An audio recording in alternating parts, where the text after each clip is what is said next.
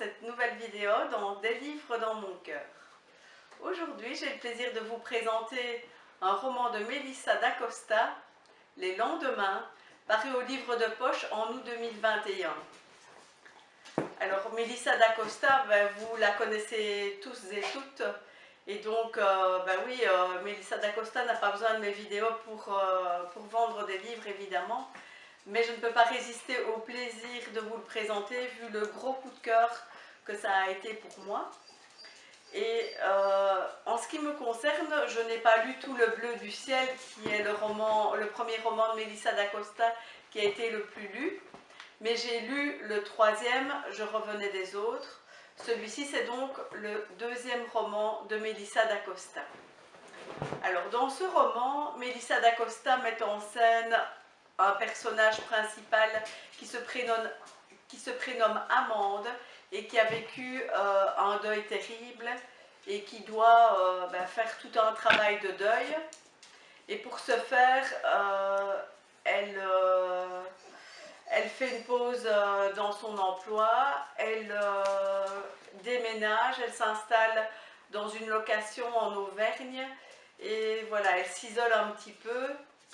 Et voilà, on a l'impression qu'elle est plus en train de sombrer qu'autre chose.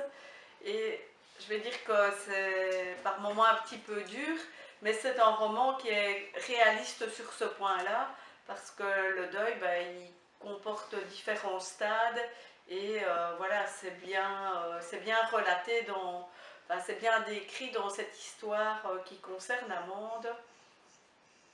Alors cette maison dans laquelle Amande s'installe, elle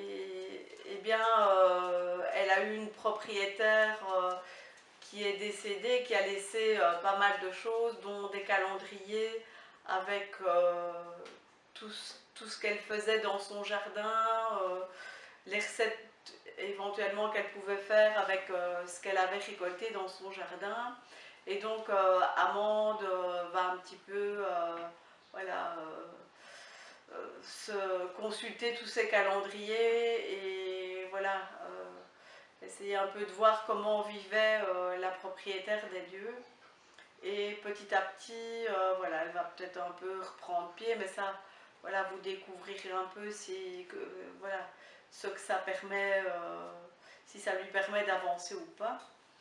En tout cas, je vais dire que la nature est quasiment un personnage de l'histoire, tout comme Amande est le personnage principal. Et il y a aussi des personnages secondaires qui sont très bien construits aussi et qui sont aussi attachants qu'Amande. Et je pense que ça, c'est une grande force de Melissa d'Acosta, c'est de rendre ces personnages attachants et de bien les décrire tous, de bien creuser leur personnalité.